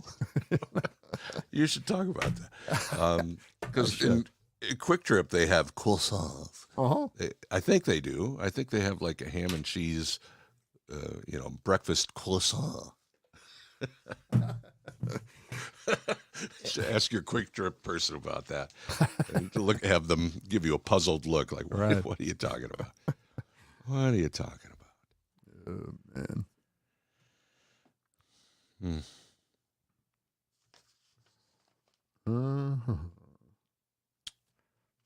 So PFAS, perfluoroalkyl. I can't even begin to pronounce what that. Yeah, don't even try. PFAS. Perfluoro something. I don't remember what the rest and then of it is. polyfluoroalkyl. Yeah. Perfluoro. Even PFAS is said different ways, so just say PFAS. Who cares? PFAS. It's a dangerous cancer-causing chemical. What the hell? Yes. Mm-hmm. All right. Well, I'm going to... Here we go. This portion of the show is being brought to you by Einstein's Express, where we move your package so fast that we actually break the time barrier. In fact, we guarantee that your package will arrive at its destination at least 12 hours before you send it. Einstein's Express, when it absolutely, relatively has to get there the day before yesterday. Time-bending business. That's for sure. I like that service. Perfect. Oh, yeah. This is Mad Radio, 92.7 FM. John and Gordy, and it's been an exciting morning so far. A little bit foggy out there, Once you step out there, it might be a little icy. Take out your ice scrapers and check your windshield wipers. That's right. Yes. It's a little foggy, too, in some, in those lower lying areas. There's some fog in the lower lying, so don't lie down in those lower lying areas. It's only drive in the high areas. Right. And drive high, too, don't forget. Yeah. John, let me ask you a question. Yeah. Do you drink water? I do. Do you have several glasses of water a day? Because they always tell you drink 6 to 8 glasses of water a day. Keep hydrated. That's keep about it. Yeah, I do. Yeah, water's a wonderful thing. When you think about it. It is. It's a wonderful, wonderful thing. All day I faced a barren waste without the taste of water. Cool water. Why are we talking about water? Well, let me tell you. You've heard of these PFASs, right? The PFAS? Yes. It's bad stuff. It's a group of cancer-causing chemicals. Yeah. Man-made chemicals used in water, and they have stain-resistant qualities in consumer products such as clothing and carpeting and nonstick cookware, packaging and firefighting foam. PFASs are all over the place, and then they end up in the water. And there have been a number of lawsuits lately, and there's a lawsuit coming from Wausau. You've been to Wausau. I've been to Wausau. Kind of sounds. That's how they say kind of it rhymes in with France. it rhymes with croissant. Wausau. Wausau. Gotta say it the correct way. Wausau, Wisconsin, city of 40,000 residents. Well, the mayor there, Mayor Katie Rosenberg, has filed a lawsuit. Listen to this report from WSAW TV. Here we go. The city of Wausau has filed a lawsuit against manufacturers and insurance companies they say are responsible for the city's PFAS water contamination. The defendants are 15 chemical manufacturers and 61 insurance companies. In a press release, Mayor Katie Rosenberg says, "Today we are demanding that those responsible for the contamination are held accountable to the people of Wausau." PFAS are human-made chemicals that have been widely used in various industrial and consumer products. In February of last year, Wausau Waterworks revealed they were found in all the city's wells. The release doesn't say how much money the city is seeking in the suit. So there you have it. They're suing. Now, it's in all of the wells in Wausau. Yeah. And now they have set aside, the city is actually working to install a granulated carbon filtration system on their own. They've borrowed $17.5 million to finance this treatment system, and they hope to have that installed over the next year. And then in the meantime, the city also is distributing hundreds of thousands of dollars of bottled water and filtration pitchers to residents after the contamination was found way back in January of 2022. So it's been there for a while. They've known about it for a while. I'm amazed at finding out how many cities this is turning up in. It's all over the place, these PFASs. Yeah. Dane County has a lawsuit that they filed back in 2021. Also, residents of Peshtigo and let's see, where else here? Up in Oneida County, this town of Stella is filing a suit against the Rhinelander paper plant up that way. And the town of Campbell, which is near La Crosse, they're filing a lawsuit. They filed a lawsuit in early November, just a little while ago, against the city of La Crosse. So one town is suing another. It just goes on and on. These PFASs are everywhere. They're known as the forever chemicals because of their persistence in both environment and the human body and their potential for toxicity. Just listen to this now. The chemicals are linked to human illnesses, including cancers, lower birth weights, harm to immune and reproductive systems, altered hormone regulation, and altered thyroid hormones. I mean, this is awful stuff. All situations you can't really prove. If you do get sick, you can't say, well, it's PFAS. Can't do it. So they get away with it. They knew that this would be a problem with the chemical, and they've known it all along, and they just indiscriminately just kept using it. What the heck, right? And now it costs how much? If we didn't allow this to happen, we wouldn't have to spend the kind of money we're spending on entire city purification systems or reverse osmosis systems under each and every sink of everybody who lives in Wausau. I mean, this is what it all comes down to, or buying cases and cases of bottled water or 5-gallon containers of bottled water.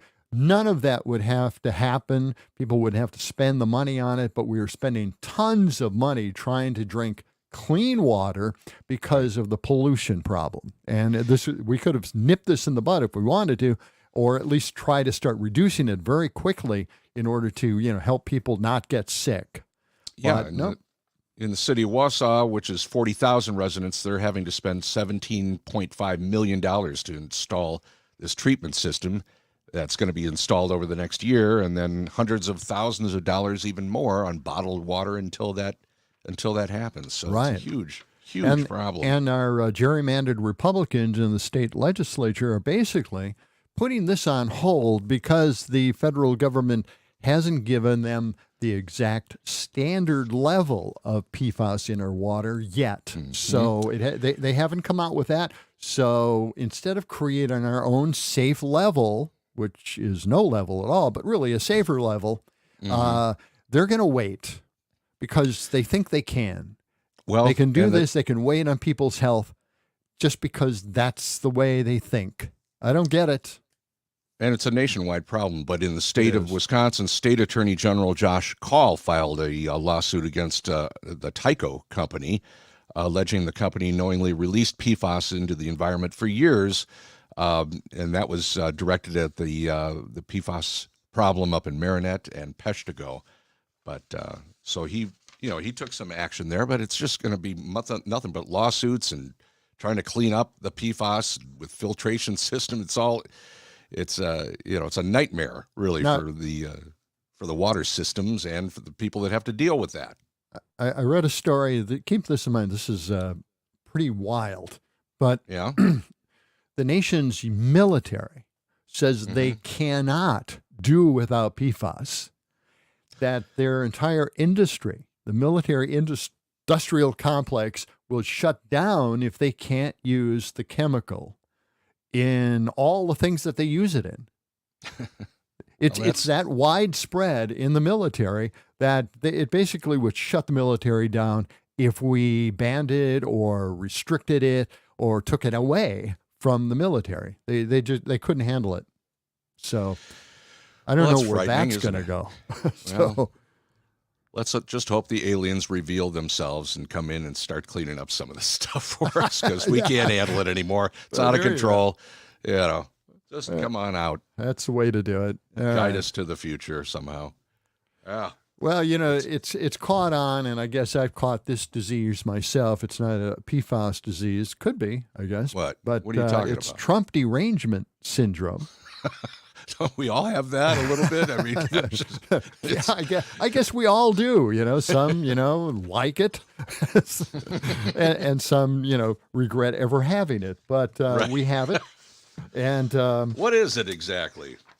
What are we talking about here? It's people get pretty angry with Trump just from the things he's saying. Everybody's saying, thinking, well, he's going to take over. He's going to be a dictator to the country, and he's going to do things because now he knows he can, and he won't have the restrictions or the people working with him that, keep him from doing dangerous things. Now he's aware of that. And if he becomes president, and everybody's getting freaked out over the fact that he could get elected. So this is his platform now. Yeah, and it always takes another conservative basically to speak the hard truths about Trump. And Joe Scarborough takes his turn wondering why Trump's own words are considered attacking Trump. Here we go. Morning, Joe. And he said, well, most of the complaints from people who think that you are too anti-Trump. And Jeffrey, I asked this question, and I'm deadly serious here.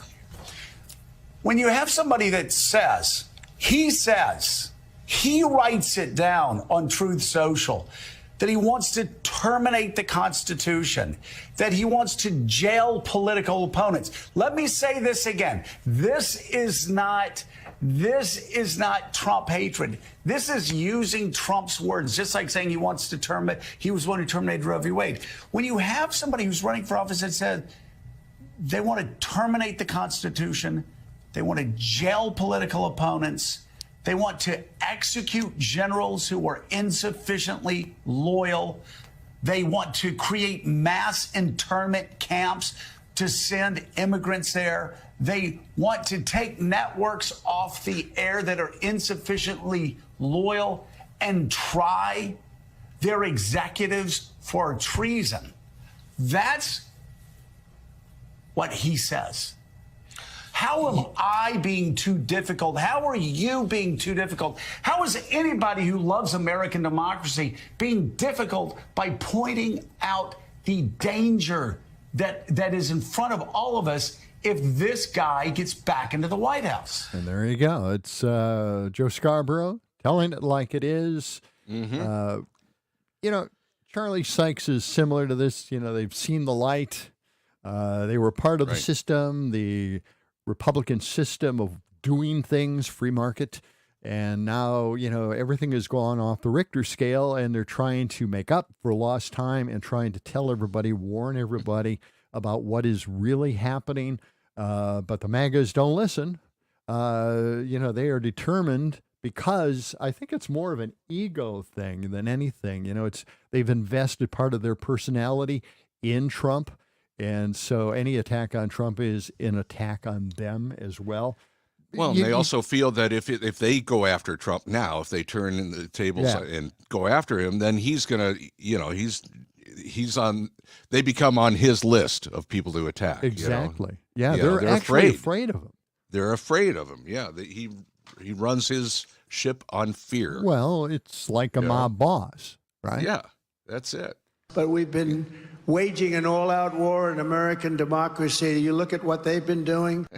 But I think if you had a real election and Jesus came down and God came down and said, I'm going to be the scorekeeper here, I think we'd win there. I think we'd win in Illinois, and I think we'd win in New York, which is all places that, in theory. So if Jesus and God every came sane person without what they call Trump derangement syndrome, there you know you what go. that is? It's a We great know. honor. I had a disease named after me. Trump derangement syndrome wants to get back to how great we had it under the Trump administration. Yeah, you just gotta love the fact that he loves having a disease named after him. He doesn't think twice about what he's saying. Just insanity, just total insanity, and the world is watching us go through this. Yeah, the circus merry-go-round just goes round and round and round in the Trump world. It's amazing. It's a spectacle, really. And he loves being in the spotlight, as we continue to mention. I mean, he wants all of the spotlight, whether it's good, bad, indifferent. He just wants the media Here's a little attention. sample of what he wants to do. Biden is a man who has unleashed something that's a very bad thing, because when that happens to me, it can happen to them. You say they've weaponized the Justice Department, they weaponized the FBI. Would you do the same if you're reelected? Well, he's unleashed something that it's not unique, but it's unique for the United States. Yeah, if they do this, they've already done it. But if they want to follow through on this, it could certainly happen in reverse. It could certainly happen in reverse. But yeah, they have done something that allows the next party. I mean, if I happen to be president and I see somebody who's doing well and beating me very badly, I say, go down and indict them. We'll be Mostly, that would be, they would be out of business. They'd be out. They'd be. So, all right, are we running out of time here? Yeah, you just ran over into the break. Oh yeah. Oh well. Yeah, if that happened, just fade our mics out. Yeah. Even if we're talking. Yeah, just fade it. Yeah. Which you probably did. As best I could, yeah. Hey, we ain't perfect. You'll do it so many times, you'll get better at it. Yeah. It's a live show. All right, we're down to last segment here. Anything that we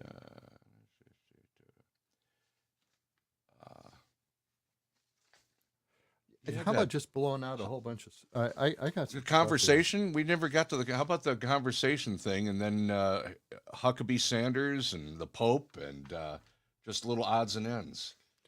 Yeah, I'll do that. The conversation, rural areas are moving to clean energy. I got that.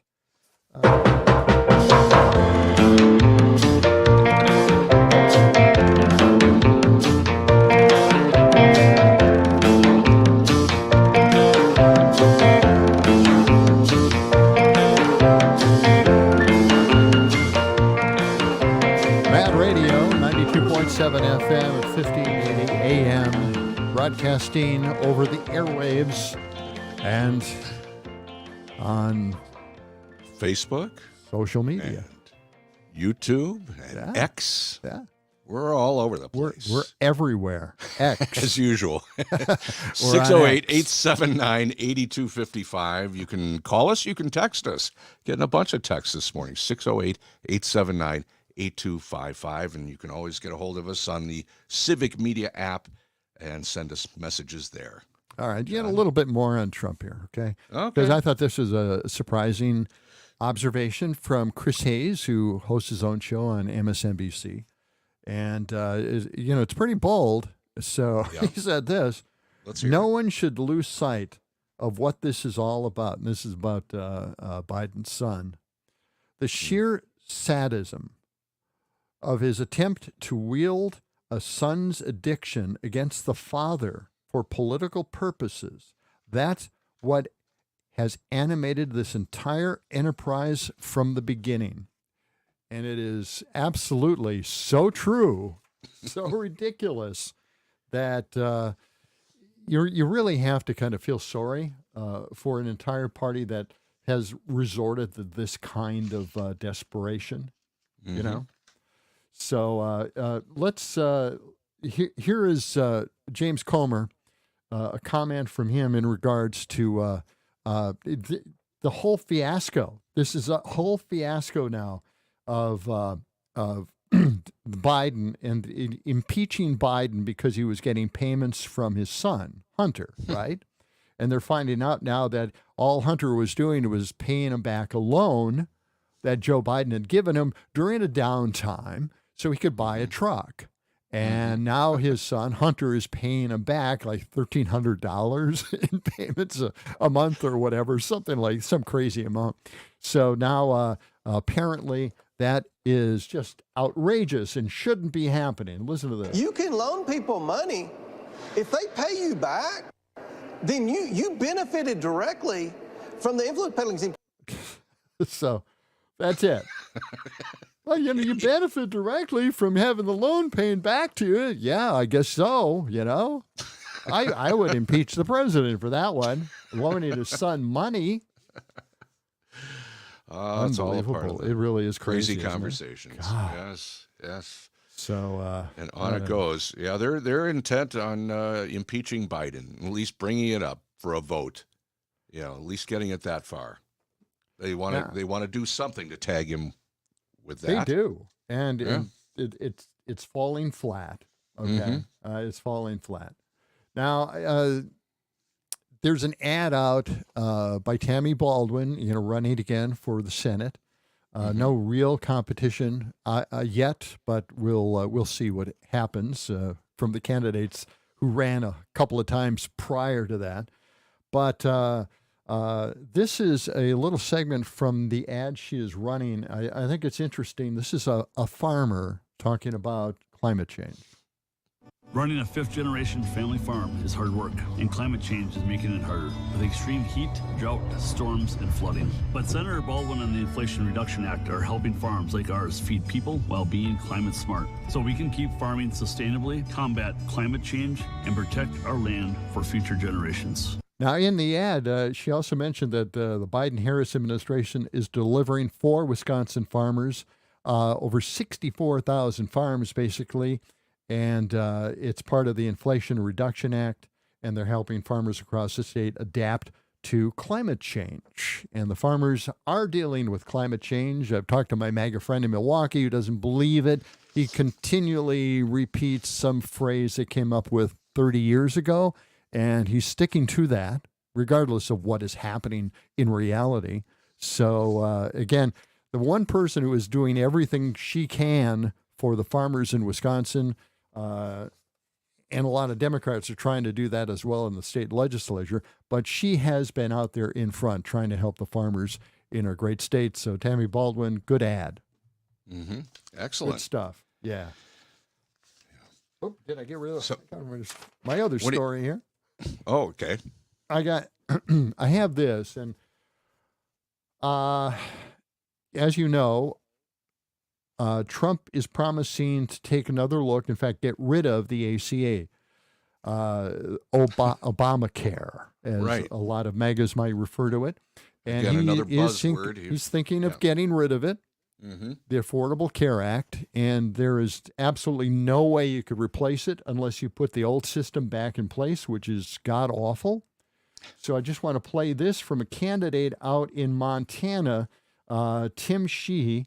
He said this. This is really the thinking on the right in regards to health care. In my opinion, we need to return health care to pure privatization, because it's like student loans. It's like federal student loans. You know, when you have students who have an unlimited access to federal student loans, the cost of education has gone up 2,000% in the last 45 years. Because the colleges know they can charge whatever they're going to charge because the student loan will pay. And That's it's a not similar true. dynamic, not exactly, but similar in healthcare, where we've got a subsidy system that it's got perverse incentives for the healthcare. So would you say to put all healthcare into private insurance companies, or are you thinking that some kind of a subsidy? Well, I mean, healthcare worked before health insurance existed. Each town had a doctor that would drive to your house, take care of you, and you'd pay him. Or her. You'd give them money. And guess what? It worked. You know, it worked when you'd actually pay a doctor for the service provided. And then we started getting into this HMO, insurance, mega conglomerate structure. Amazing observation, just really detached from reality. Probably had no contact with actual health care in the past. Just thinking that, well, you just pay the guy. The doctor comes out to your house. Do you remember those days? Wow. They made house calls. And you pay him cash. And see, it was that simple. And then you add HMOs and you add insurance companies. Yeah. The whole thing is like, first of all, student loans, that's not part of it. It's the fact that states started defunding colleges and tuition had to go up. It wasn't the fact that the loans were there and they're being subsidized by the federal government, so the loans kept going up and up and up. It had more to do with states defunding colleges than anything. So he doesn't know that aspect of it. And then he goes on and saying how great it is to just let people pay their bills and get their bills and not afford their bills and go bankrupt because of their bills. Truly and amazing. on it goes. Hey, that's going to wrap it up for this Tuesday edition. And tomorrow, of course, we'll be previewing tomorrow night's Republican debate. We'll be talking about that. Yeah. All right. Hope you have a great day.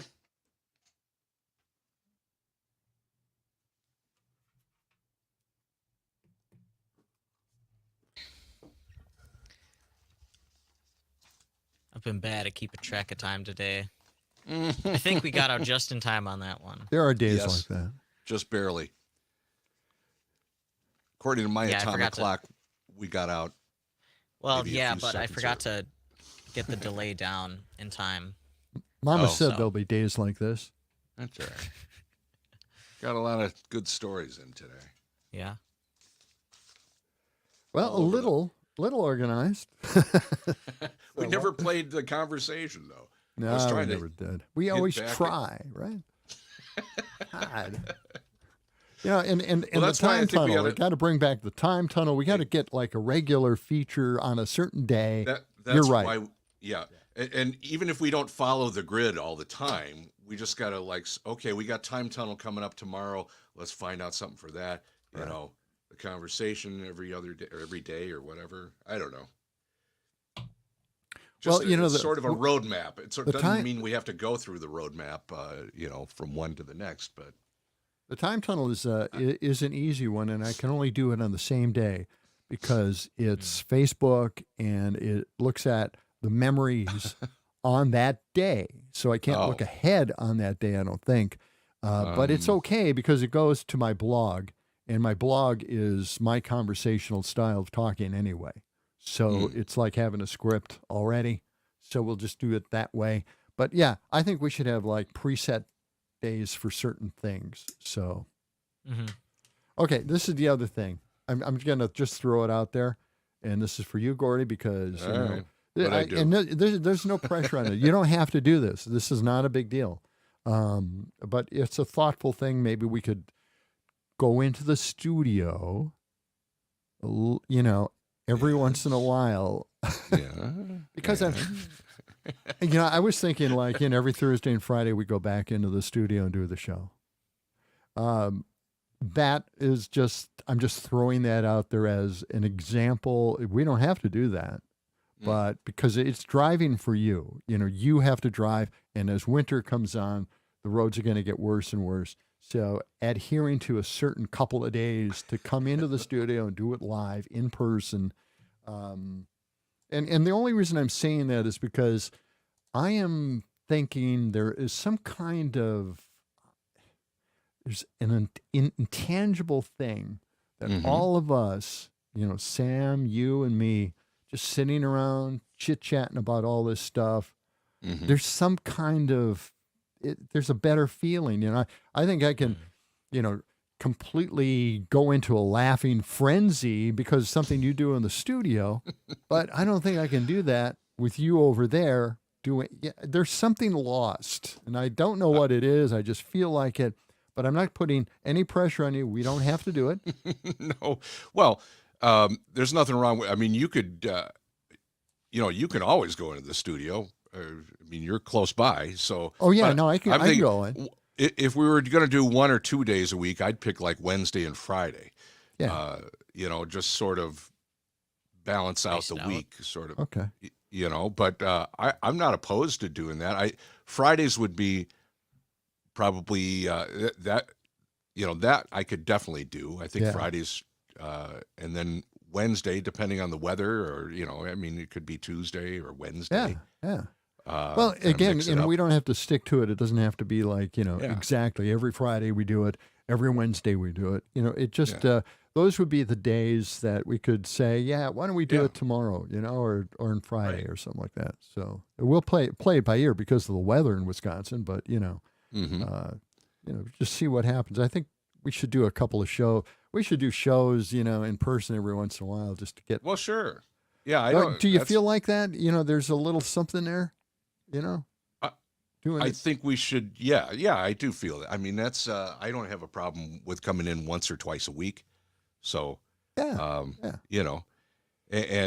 we should also try it out one time when you're in the studio and I'm here just to see what that's like. Yep. In case you're, want to do that, or in case your system isn't firing up some morning or whatever.